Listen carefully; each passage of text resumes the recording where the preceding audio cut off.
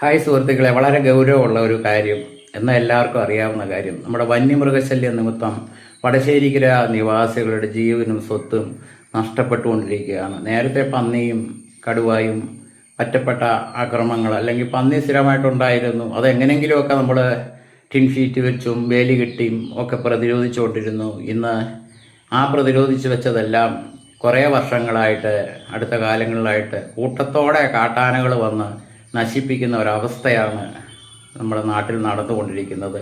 നമ്മളിങ്ങനെ ഓരോ കാര്യങ്ങൾ പറയും, പക്ഷേ കൂട്ടായി നമുക്ക് സംഘടിക്കുവാനോ ഒന്നും പറ്റുന്നില്ല. അഥവാ ഒറ്റപ്പെട്ട ആരെങ്കിലുമൊക്കെ നല്ല അഭിപ്രായങ്ങൾ പറഞ്ഞാൽ ആ അഭിപ്രായത്തിൻ്റെ കീഴേ വന്ന് അവരുടെ അപ്പനും അമ്മയ്ക്കും വിളിക്കുന്ന ഒരു സാഹചര്യമാണ് നമ്മുടെ നാട്ടിൽ നിന്ന് നിലനിൽക്കുന്നത്. അതൊക്കെ പോട്ടെ, അതൊക്കെ അവരുടെ അറിവില്ലായ്കയായിരിക്കാം.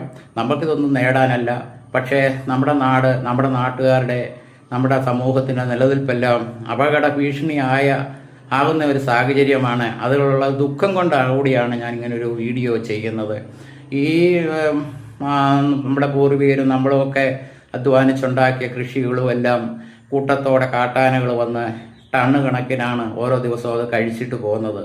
അപ്പോൾ ഇതെല്ലാം കഴിഞ്ഞു പോകുമ്പോൾ ഒന്നുമില്ലാത്ത അവസ്ഥ, അതുകൂടാതെ ഏത് സമയവും കാട്ടാനയുടെ കീഴിൽ കയറി മരണപ്പെടാവുന്ന അവസ്ഥ. ഇതൊക്കെ ഒന്ന് പരിഹരിക്കുവാൻ അധികാരികൾ ശ്രമിക്കുന്നില്ല എന്നുള്ളത് സത്യമാണ്. നനച്ചാൽ പുലിയെ പിടിക്കും, പക്ഷേ അവർ ഉയിര് പോയാലും നനയ്ക്കമാട്ടെ. അപ്പം അതിനൊരു പരിഹാരം കാണണം. ഇത് ഞാൻ പറയാൻ വന്നത്, വടശ്ശേരിക്കര തന്നെ നമ്മളെ ഒരു കിടങ്ങിന് സോളാർ പരിഹാരമല്ല എന്ന അവസ്ഥ വന്നതുകൊണ്ട് നമ്മൾ നിരന്തരമായി ആവശ്യപ്പെട്ടതും ഒക്കെ വെച്ച് ഒരു കിടങ്ങ് അനുവദിച്ചിട്ടുണ്ട്. അത് നമ്മൾ അനുവദിച്ച കിടങ്ങെന്ന് പറയുന്നത് പ്രധാനമായിട്ട് ഏറ്റവും കൂടുതൽ രൂക്ഷമായ വന്യമൃഗശല്യമുള്ള പ്രധാന ഭാഗമായ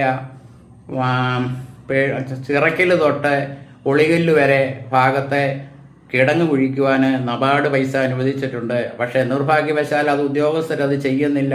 അവരെ കൊണ്ട് ചെയ്യിക്കുവാനും നമ്മുടെ സംവിധാനത്തിന് കഴിയുന്നില്ല. ജനങ്ങൾ ജാഗ്രതയോടുകൂടി ഈ വിഷയത്തിൽ ഇടപെടണം. ഫണ്ട് അനുവദിച്ചിട്ടുണ്ട്, തുക അനുവദിച്ചിട്ടുണ്ട്. ഞാൻ കഴിഞ്ഞ ദിവസവും റേഞ്ച് ഓഫീസറെ കണ്ട് സംസാരിച്ചപ്പോൾ അവിടെ ഇത്ര മരങ്ങൾ വെട്ടിമാറ്റണം, പണി ഓർഡർ കൊടുത്തിട്ടുണ്ട്.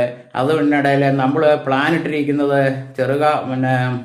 ചിറക്കിൽ തൊട്ട് ഒളികല്ല് വരെയുള്ള ഭാഗത്ത് കിടങ്ങും ആനമതിലുമാണ്. ശ്രമിച്ചാൽ നടക്കും.